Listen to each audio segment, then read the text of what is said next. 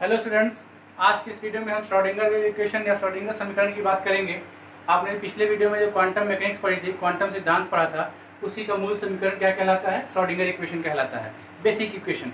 Basic equation का मतलब क्या है कि जितनी भी चीज़ें आप सॉल्व करेंगे क्वांटम केमिस्ट्री के हेल्प से या क्वांटम मैकेनिक्स के हेल्प से, वो सब की सब किस इक्वेशन से सॉल्व होंगी, किस समीकरण से उनका हल निकलेगा? श्रोडिंगर इक्वेशन से निकलेगा। ठीक है, तो श्रोडिंगर इक्वेशन और कुछ नहीं है। देखिए श्रोडिंगर इक्वेशन लिखा हुआ H psi is equal to E psi. ठीक है, एच कैप यहाँ पे क्या है? हैमिल्टोनियन ऑपरेटर है, हिंदी में भी हैमिल्टोनियन ऑपरेटर इसको बोलते हैं। साई क्या है? वेव फंक्शन है, तरंग फलन है। मैंने आपको बताया था कि साई एक ऐसा मेगा मार्ट है जहाँ पे अगर आप शॉपिंग करने जाएं, और शॉपिंग भी किसकी करनी है? इलेक्ट्रॉन्स के इन्फॉर्मेशन की।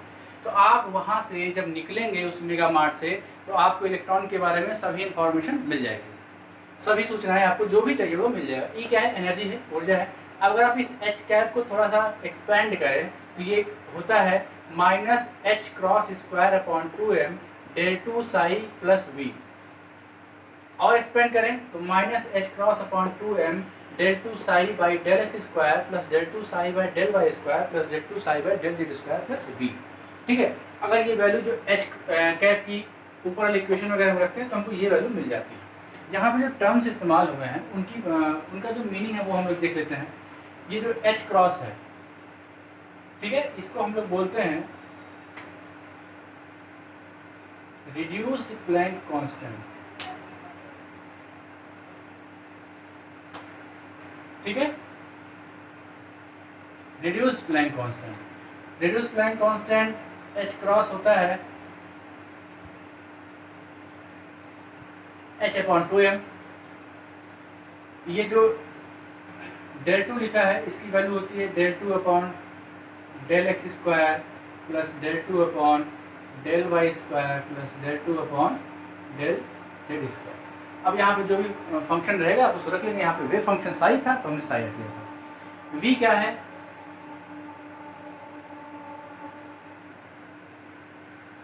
पोटेंशियल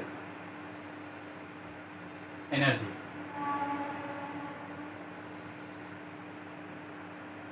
स्थितिज ऊर्जा। ठीक है, तो ये आपका श्रोडिंगर इक्वेशन था। क्लियर है? बहुत इजी चीज है। H psi equal to E psi. H क्या है? हैमिल्टोनियन ऑपरेटर है। ई एनर्जी है। साई वेव फंक्शन है, तरंग फलन है। एच कैप को अगर आप एक्सपेंड करते हैं, उनका विस्तार करते हैं एच कैप का, तो आपको ये वैल्यू निकल जाती है। और एच क्रॉस क्या है? रिड्यूस प्लैंक कांस्टेंट है। एच क्रॉस की वैल्यू होती है H upon 2m। Planck constant में आप 2m से भाग देते हैं तो आपको ये मिल जाता है। दूसरी चीज डेल टू क्या है? Del two upon del x square plus del two upon del y square plus del two upon del z square. V क्या है? पोटेंशियल एनर्जी, स्थितिज ऊर्जा है। ठीक है, दूसरी चीज ये देखते हैं, एक पॉइंट बताया था आपको क्वांटम थियरी में, क्वांटम सिद्धांत में, कि ये जो थियरी है ये किसी भी ऑब्जेक्ट के, खास करके इलेक्ट्रॉन प्रोटॉन न्यूट्रॉन जो माइक्रोस्कोपिक सूक्ष्म कण हैं, उनके वेव नेचर, तरंग प्रकृति, और पार्टिकल नेचर, कण प्रकृति, दोनों को साथ लेके चलती है। तो कैसे साथ लेके चलती है? देखिए एम क्या है? एम कहाँ किसका करेक्टर होगा, किसकी प्रकृति होगी? कण या तरंग की। जाहिर सी बात है, मास किसका आप निकालते हैं? कण का निकालते हैं। तो ये आपका पार्टिकल नेचर,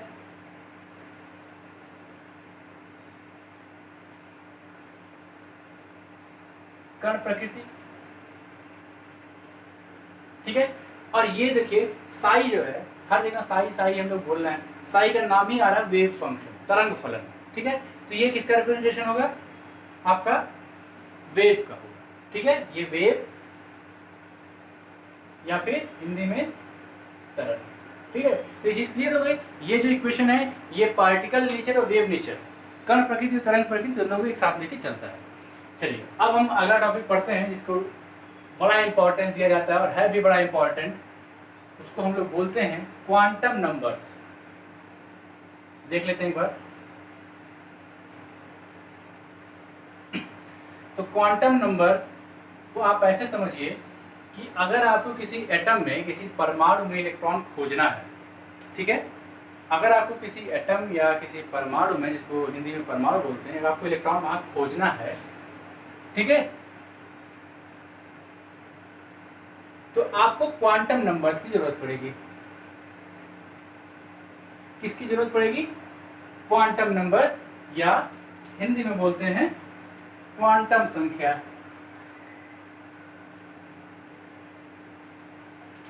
क्वांटम संख्या। ठीक है, देखते हैं क्या होता है ये।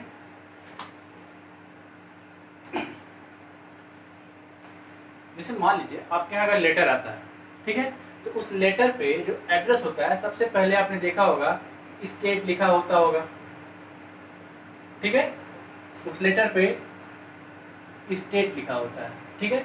स्टेट के बाद वहाँ पे पिन कोड लिखा होता है, पिन कोड से फिर आप डिस्ट्रिक्ट में आते हैं, डिस्ट्रिक्ट से आप विलेज में आते हैं, या फिर जो भी आपका सिटी वगैरह हो, सिटी या टाउन जो भी आप लिखना चाहें यहाँ लिख सकते हैं, ठीक है। उसके बाद आपका जो नाम होता है वो आता है, ठीक है। तो जब एक लेटर आपके पास पहुंचता है तो वो कई सारे इंफॉर्मेशन के जो ग्रुप होता है, जो इंफॉर्मेशन का एक बंडल बन के तैयार होता है, उसके बेसिस पे वो लेटर आपके पास पहुंचता है। क्या उस एनवेलप पे, उस लिफाफे पे स्टेट का नाम होता है, पिन कोड का नाम होता है, डिस्ट्रिक्ट होता है, आपका खुद का नाम होता है, अगर किसी लैंडमार्क की जरूरत पड़े तो वो भी बताया जाता है वहाँ पे। इसी तरीके से अगर किसी एटम में, किसी परमाणु में इलेक्ट्रॉन खोजने की जरूरत पड़ जाए, ठीक है, इलेक्ट्रॉन खोजने की जरूरत पड़ जाए, तो वहाँ पे भी आप उसकी लोकेशन जब डिसाइड करेंगे, जब उसकी लोकेशन पता करने की कोशिश करेंगे, तो आपको कुछ नंबर्स की जरूरत पड़ती है, ठीक है, आपको कुछ वैल्यूज की जरूरत पड़ती है। वही वैल्यूज क्या कहलाती हैं? Quantum number. तो एक बिल्कुल सिंपल सा, ये क्या होते हैं? Postal address of electron in atom. Postal address का मतलब है जिस एड्रेस पे, जिस पते पे पत्र जाता है, ठीक है। तो ये कुछ नहीं है। क्वांटम नंबर्स का क्या काम होता है? क्वांटम नंबर्स इलेक्ट्रॉन को लोकेट करने में, इलेक्ट्रॉन को खोजने में काम आती हैं। क्लियर है? तो ये क्या हो गया? Postal address of electron in an atom. देखते हैं किसी परमाणु में इलेक्ट्रॉन को खोजने के लिए जो भी संख्याओं की आवश्यकता होती है वो क्या कहलाती है?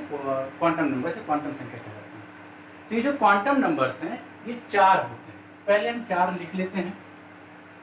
पहला होता है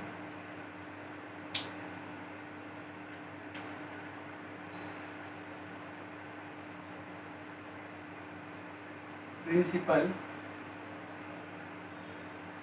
क्वांटम नंबर, हिंदी में बोलते हैं मुख्य क्वांटम संख्या। दूसरा होता है एजीमुथल क्वांटम नंबर, ठीक है।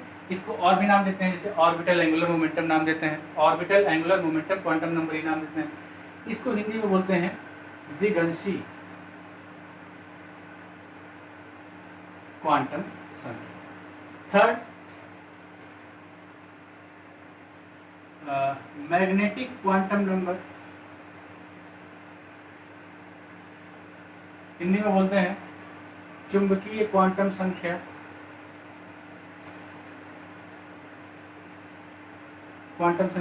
और चौथा होता है स्पिन क्वांटम नंबर, और हिंदी में बोलते हैं चक्रण क्वांटम संख्या, ठीक है। तो ये जो 4 क्वांटम नंबर्स हैं, 4 क्वांटम संख्याएं हैं, इनकी हेल्प से आप किसी एटम में किसी इलेक्ट्रॉन के लोकेशन की प्रोबेबिलिटी देखते हैं। किसी परमाणु में किसी इलेक्ट्रॉन के कहाँ पाया जा सकता है, वो मेरे वर्ड को जरा आप मेरे सेंटेंस को थोड़ा सा अंडरलाइन करेंगे कि कहाँ पे इलेक्ट्रॉन पाया जा सकता है। मैं ये नहीं बोल रहा हूँ, ना ये क्वांटम संख्याएं बोल रहे हैं, क्वांटम नंबर्स बोल रहे हैं कि इलेक्ट्रॉन कहाँ पाया जा रहा है, ठीक है, कहाँ पाया जा सकता है, ठीक है। प्रोबेबिलिटी क्या है, कहाँ पे मैक्सिमम प्रोबेबिलिटी, उसकी बात हो रही है। तो क्वांटम नंबर्स क्या होते हैं? ये क्वांटम नंबर, ये 4 नंबर्स का एक सेट होता है जो ये बताते हैं कि किसी एटम में, किसी परमाणु में इलेक्ट्रॉन के पाए जाने की प्रोबेबिलिटी या प्रायिकता या संभाव्यता कहाँ पर ज़्यादा हो। तो ये 4 हो गए: principal quantum number, azimuthal quantum number, magnetic quantum number, spin quantum number, मुख्य क्वांटम संख्या, द्विगंशी क्वांटम संख्या, चुंबकीय क्वांटम संख्या या फिर चक्रण क्वांटम संख्या। इसमें से बारी बारी से हम सबको एक एक करके देख लेते हैं, ठीक है। अब देखिए ध्यान से ये जो प्रिंसिपल क्वांटम नंबर है ये मेन है, ठीक है। ये क्या बताता है? ये बताता है जो आपका मुख्य ऊर्जा स्तर है या मेन एनर्जी लेवल, और ये किसका लेवल बता रहा है? इलेक्ट्रॉन का, ठीक है। कहने का मतलब क्या है कि इलेक्ट्रॉन जिस भी एनर्जी लेवल में, जिस भी ऊर्जा स्तर में पाया जा रहा है उसके बारे में बात करता है, ठीक है। उसके बारे में बताता है कि हाँ n बराबर कहाँ है, n बराबर 1 में है इलेक्ट्रॉन की, n बराबर 2 में इलेक्ट्रॉन, याद है ना वो n बराबर 1 ऐसे करके बनता था। ये देखिए n बराबर 1 यहाँ पे इलेक्ट्रॉन है कि यहाँ पे इलेक्ट्रॉन है, ये करके बताता है। कौन बताता है? मुख्य क्वांटम संख्या बताती है, ठीक है। तो मुख्य क्वांटम संख्या इलेक्ट्रॉन के मुख्य ऊर्जा स्तर या मेन एनर्जी लेवल की बात करती है। साथ ही ये जो डिस्टेंस है, distance between electron and nucleus, ठीक है। Distance between electron and nucleus मतलब क्या है? इलेक्ट्रॉन और नाभिक के बीच की दूरी बताता है, क्लियर है। ये इलेक्ट्रॉन और नाभिक के बीच की दूरी बताता है। कैसे बताता है? जैसे मान लीजिए ये आपका नाभिक हो गया, न्यूक्लियस हो गया, आप कह रहे हैं कि इलेक्ट्रॉन यहाँ n=3 में, ठीक है, n=3 में। अब अगर इलेक्ट्रॉन n=3 में, ये डिस्टेंस आप मेजर कर लेंगे, ठीक है। ये डिस्टेंस, ये जो दूरी है आप इसको नाप लेंगे, और दूरी जो भी होगी वही इलेक्ट्रॉन और नाभिक के बीच की दूरी कहलाएगी, इलेक्ट्रॉन और न्यूक्लियस के बीच की डिस्टेंस कहलाएगी, ठीक है। ये हो गया। दूसरा, किसी ऑर्बिटल में जो मैक्सिमम नंबर ऑफ इलेक्ट्रॉन भरे जा सकते हो क्या होते हैं? 2n² होते हैं, ठीक है। जैसे अगर n की वैल्यू 1 है तो n की वैल्यू अगर 1 है तो n बराबर 1 में 2 इलेक्ट्रॉन भरे जा सकते हैं, ठीक है। अगर हम रखें n की वैल्यू 1 तो इसमें मैक्सिमम 2 इलेक्ट्रॉन भरे जा सकते हैं। अगर n की वैल्यू 2 है तो मैक्सिमम 8 इलेक्ट्रॉन भरे जा सकते हैं। कहने का मतलब क्या है? ये किसी भी एनर्जी लेवल में maximum number of electrons count करके आपको देगा। किसी भी ऊर्जा स्तर में ये कितने इलेक्ट्रॉन भरे जा सकते हैं, जैसे n बराबर 1 में देखा 2 है, n बराबर 2 में 8 होगा, n बराबर 3 में 18 होगा, 18 होगा, तो किसी भी मुख्य ऊर्जा स्तर जो होगा उसमें कितने इलेक्ट्रॉन भर सकते हैं आप, कितने भर सकते हैं मैक्सिमम नंबर, उसके बारे में बताता है, ठीक है। तो ये हो गया प्रिंसिपल क्वांटम नंबर, बड़ा इंपॉर्टेंट है ये। उसके बाद आता है क्या आएगा? Azimuthal quantum number. देखते हैं ये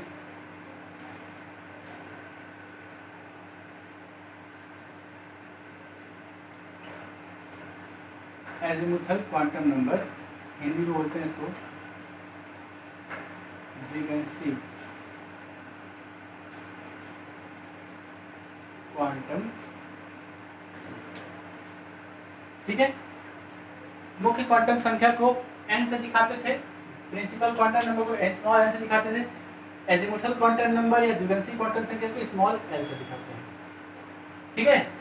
तो थोड़ा सा हिस्ट्री देख के चलते हैं। जब हाइड्रोजन का स्पेक्ट्रम पढ़ा जा रहा था बोहर के मॉडल में, तो उस समय टेक्निक्स इतनी एडवांस नहीं थी, जो तकनीकी थी, जो यांत्रिकी थी, वो इतनी उच्च दर्जे की नहीं थी, आला दर्जे की बिल्कुल नहीं थी। तो उस केस में हुआ क्या कि बोहर ने, मान लेते हैं स्पेक्ट्रम में ये लाइंस देखी, ऐसे करके उनको स्पेक्ट्रम मिला। ये किसका स्पेक्ट्रम है? हाइड्रोजन का स्पेक्ट्रम है। लेकिन जब टेक्निक एडवांस हुई, ठीक है, मशीनें और बेहतर हो गई, उस केस में जब आप हाइड्रोजन के स्पेक्ट्रम को रिकॉर्ड करते हैं तो इन लाइंस के अलावा कुछ और भी पतली पतली लाइंस आपको यहाँ पे मिलती है, ठीक है। कुछ और भी पतली लाइनें आपको यहाँ पे मिलती हैं। और अगर आपको याद हो तो बोहर के मॉडल में यही जो एक्स्ट्रा लाइंस मिल रही हैं वही एक्सप्लेन नहीं की जा सकी थी, ठीक है। क्या है? मैंने बताया कि हाइड्रोजन का स्पेक्ट्रम अगर आप पढ़ते हैं तो आपको कुछ लाइंस मिलती हैं पहले जो बोहर ने बताई थी, लेकिन अगर टेक्निक एडवांस कर दी जाए, जो आपका स्पेक्ट्रोफोटोमीटर है, जिस डिवाइस से, जिस यंत्र से ये पूरा रिकॉर्ड किया जाता है उसको बोलते हैं स्पेक्ट्रोफोटोमीटर। ठीक है, अगर उसकी कैपेबिलिटी आप और बढ़ा देते हैं तो क्या होगा कि और आपको हाइपर फाइन लाइन्स, पतली लाइन्स, सूक्ष्म लाइन्स मिलती हैं, रेखाएं मिलती हैं। ठीक है, तो ये लाइन बोहर नहीं बता पाए थे, तो ये लाइन जब बोहर नहीं बता पाए तो इन्हीं लाइनों के बारे में इंफॉर्मेशन कौन देता है? द्विगंशी क्वांटम संख्या या फिर एजीमुथल क्वांटम नंबर। तो स्मॉल एल क्या बताता है कि जो एक्स्ट्रा स्पेक्ट्रल लाइंस मिल रही थी, जो आपको अतिरिक्त स्पेक्ट्रम मिल रहा था, कहाँ पे? हाइड्रोजन के स्पेक्ट्रम में, वो कौन बताता है? स्मॉल एल बताता है। ठीक है, दूसरा ये ओरिएंटेशन बताता है, सॉरी ये आपको बताता है शेप ऑफ ऑर्बिटल्स।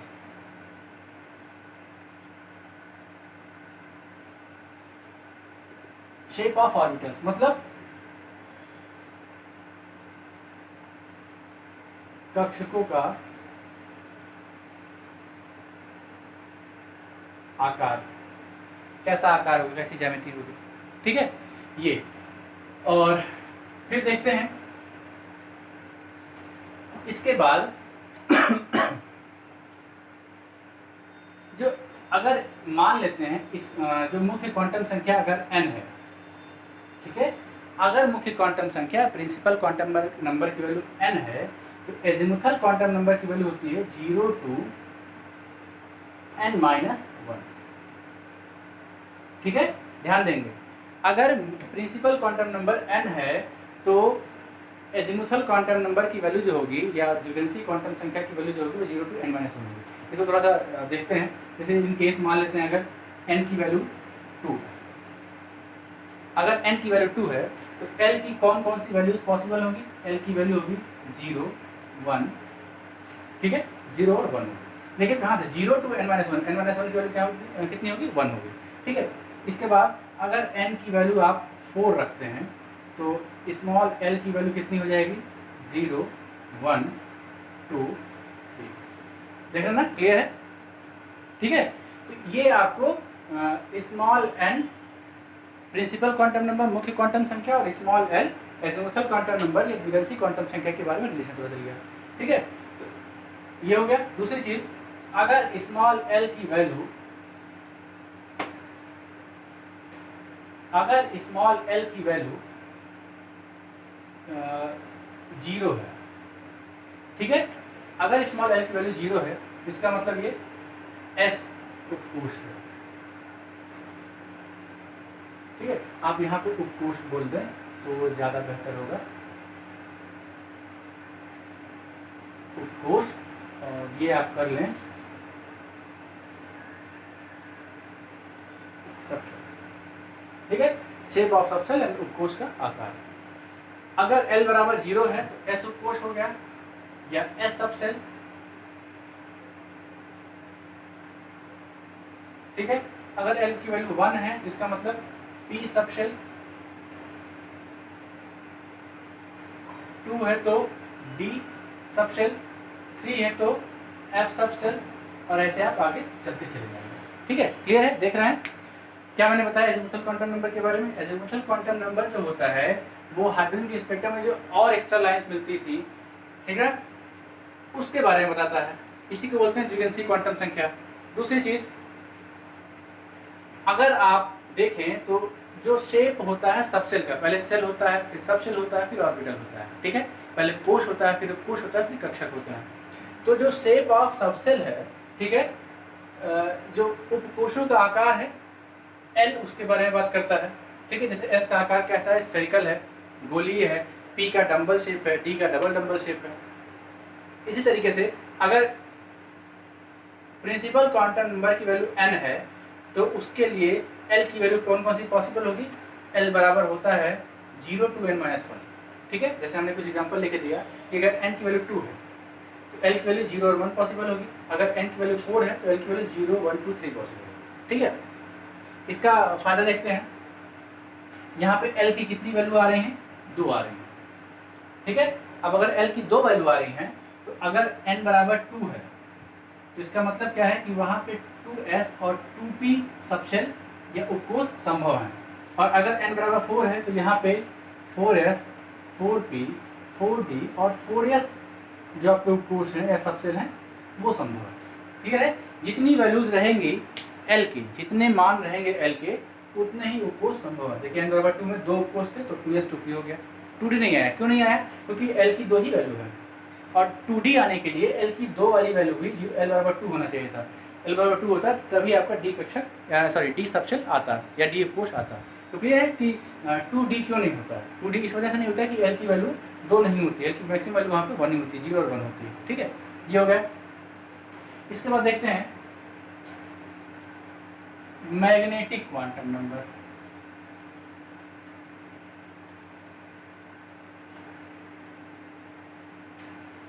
देखिए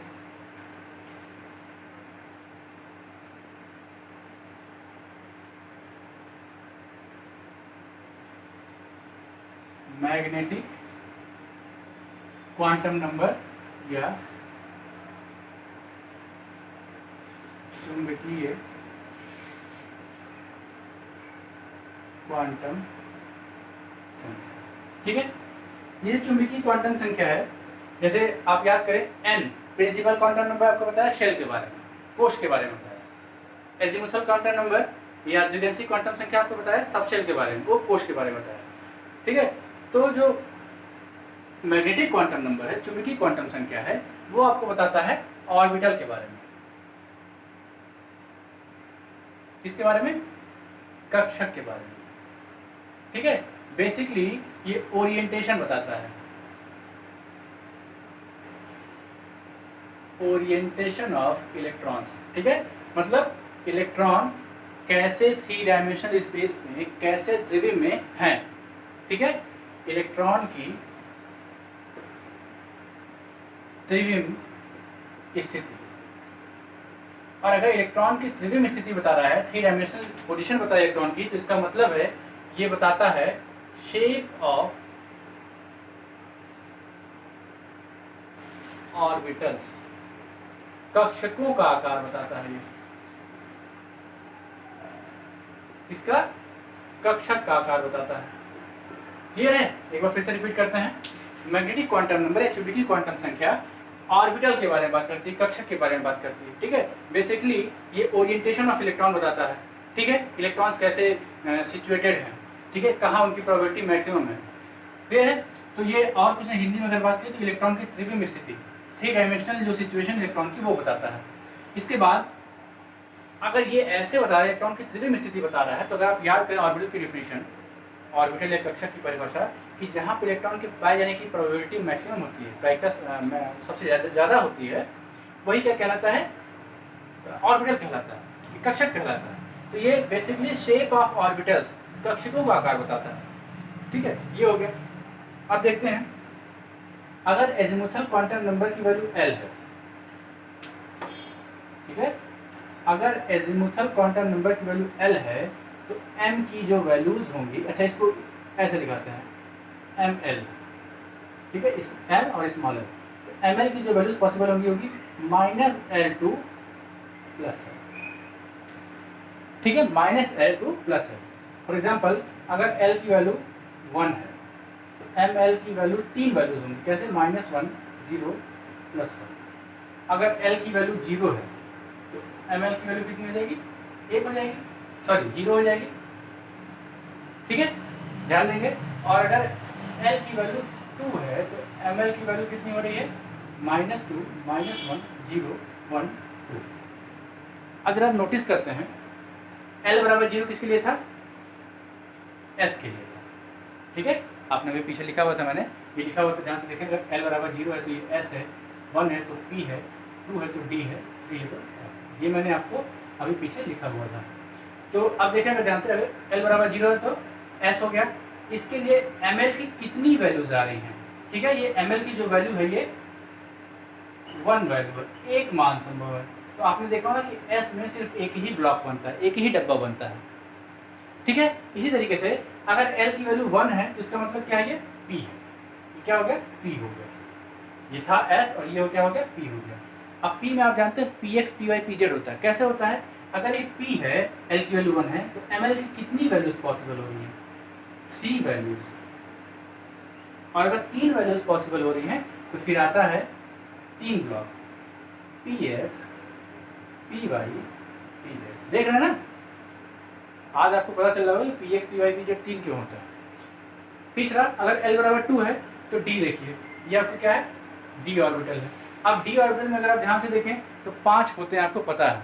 कैसे 5 हैं, 1 2 3 4 5, 5 वैल्यूज, 5 मान यहाँ पे संभव है। ठीक है, क्लियर है, ये होता है। चौथा आता है स्पिन क्वांटम नंबर या चक्रण क्वांटम संख्या।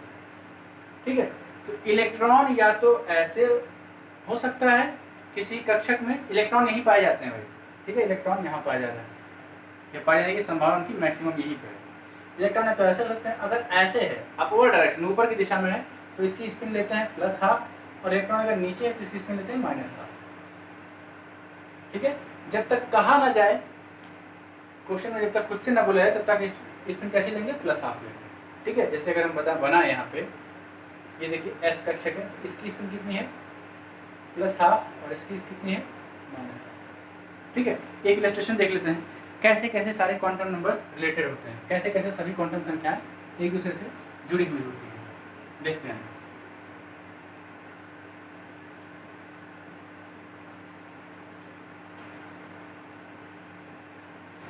एक एग्जांपल लेते हैं। फॉर एग्जांपल, अगर n = 2 है आपके पास, अगर n = 2 है, मुख्य क्वांटम संख्या प्रिंसिपल क्वांटम नंबर की वैल्यू 2 है, तो इस केस में L की 3 वैल्यूज पॉसिबल हैं। L बराबर 0,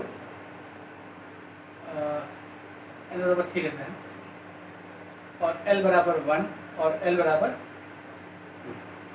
ठीक है, कैसे पता चला, क्योंकि L बराबर 0 to n-1 ऐसे। ठीक है, L बराबर 0 to n-1 से हमने n बराबर 3 के लिए L की 3 वैल्यू निकाली, L बराबर 0, L बराबर 1, L बराबर 3 हो नहीं सकता है। ठीक है, क्योंकि मैक्सिमम वैल्यू 1 से हमेशा कम हो रही है। अब अगर L बराबर 0 है तो इसका मतलब क्या है, S ऑर्बिटल है, ये P है, ये D। ठीक है, अब अगर L बराबर 0 है तो ml की क्या वैल्यू होगी, 0 होगी। L बराबर 1 है तो ml की 3 वैल्यूज पॉसिबल होंगी, कौन कौन सी, ये देखिए ml की वैल्यू जा रही है, ये L बराबर -1, L बराबर 0 और L बराबर +1। ठीक है, और अगर L बराबर 2 है तो यहाँ पे ml की 5 वैल्यूज पॉसिबल होंगी, कौन कौन सी, -2, -1, 0, +1, +2। कैसे हुआ है, L से ml कैसे कन्वर्ट हुआ है, क्योंकि ml बराबर होता है -L2 +L। ठीक है, n से l कन्वर्ट हो गया, कैसे, 0 to n-1 से, और l से m कन्वर्ट हो गया, कैसे, -L2 +L। ठीक है, अगर हमने n बराबर 3 लिया था तो n बराबर 3 के लिए 3 वैल्यूज पॉसिबल है, 0 है, 1 है, 2 है, हमने तीनों ले लिए। l बराबर 0 के लिए s कक्षक है, s ऑर्बिटल है, ये p ऑर्बिटल है, ये d ऑर्बिटल है। अब अगर l बराबर 0 है तो ml की वैल्यू भी 0 होगी, एक ही वैल्यू है। अगर l बराबर 1 है तो ml की वैल्यू थी -L2 +L, तो अब l बराबर 1 के लिए ml की 3 वैल्यूज पॉसिबल हैं, -1, 0 एंड +1। इसी तरीके से L बराबर 2 के लिए ml की 5 वैल्यूज पॉसिबल हैं, -L2 +L के अकॉर्डिंग, -2, -1, 0, +1, +2। क्लियर है, तो अब देखिए ये s ऑर्बिटल हो गई, ये p में देखिए यहाँ पे 3 आया है ना, 1 2 3, तो ये देखिए p में, ये p ऑर्बिटल कैसे पता चला, ये देखिए p है आपका, तो p में कितने हो गए, 3 हो गए। अब जो p में 3 है, इनका नाम देख देते हैं, px, py, pz। L बराबर 2 मतलब d ऑर्बिटल में कितने, और d सबसेट में कितने ऑर्बिटल्स मिल गए, 1 2 3 4 5, ये होते हैं dxy, dyz, dxz, dx² - y² and dz²। ठीक है, तो ये चीजें आपको यहाँ पे जानने को मिली। 4 क्वांटम नंबर्स और कुछ नहीं है, क्या है, किसी इलेक्ट्रॉन का पोस्टल एड्रेस है किसी एटम में, किसी परमाणु में किसी इलेक्ट्रॉन की स्थिति अवस्थिति कहाँ पे ज़्यादा है, कहाँ पे कम होगी, इसके बारे में क्वांटम नंबर्स आपको बताते हैं। 4 होते हैं मुख्य क्वांटम संख्या: द्विगंशी क्वांटम संख्या, चुंबकीय क्वांटम संख्या या चक्रण क्वांटम संख्या, principal quantum number, azimuthal quantum number, magnetic quantum number और spin quantum number. Spin quantum number जो आपका प्रिंसिपल क्वांटम नंबर है, मुख्य क्वांटम संख्या, आपको बताता है किसी इलेक्ट्रॉन का मेन एनर्जी लेवल, मुख्य ऊर्जा स्तर कितना है। एजीमुथल क्वांटम नंबर या द्विगंशी क्वांटम संख्या आपको बताता है कि उस शेल में, उस कोश में कितने और सब शेल हैं जब कोश उपस्थित हैं, ठीक है। तीसरा magnetic quantum number magnetic behaviour बताता है, ओरिएंटेशन बताता है, जो आपके ऑर्बिटल्स बन रहे हैं। जो मैग्नेटिक क्वांटम नंबर आपको ऑर्बिटल्स के बारे में बताता है, ओरिएंटेशन ऑफ ऑर्बिटल्स बताता है, ठीक है। और लास्ट में स्पिन क्वांटम नंबर है, जो आपको प्लस हाफ या माइनस हाफ की वैल्यू देता है कि इलेक्ट्रॉन किस डायरेक्शन में, क्लॉकवाइज या एंटी क्लॉकवाइज कैसे रोटेट कर रहा है, ठीक है, कैसे वो घूम रहा है। और फिर ये इनका इंटर कन्वर्जन है कि अगर n बराबर 3 है तो n बराबर 3 से हमको सारी वैल्यूज पता चलेगी। दूसरी एक चीज़ ये, s बराबर अगर ये होगा तो इसके लिए भी इलेक्ट्रॉन की वैल्यू प्लस माइनस हाफ हो सकती है। स्पिन क्वांटम नंबर, इसके लिए भी प्लस माइनस हाफ सभी के लिए, यहाँ भी प्लस माइनस हाफ सभी के लिए, ठीक है। तो जब तक कहा नहीं जाएगा तब तक प्लस हाफ लेंगे, और अगर नहीं स्थिति निर्धारित है, नहीं स्थिति जो आपकी कंडीशन है वो नहीं एकदम बताई गई है कि कैसे है क्या नहीं है, तो आप प्लस और माइनस दोनों वैल्यूज ले सकते हैं। ये किसकी वैल्यू है? स्पिन क्वांटम नंबर, ठीक है। तो ये आपका क्वांटम नंबर या क्वांटम संख्या का पोर्शन था, ठीक है। अगर आपको वीडियो पसंद आया तो जरूर लाइक करें, सब्सक्राइब करें और अपने सभी फ्रेंड्स के साथ शेयर करें। Thank you.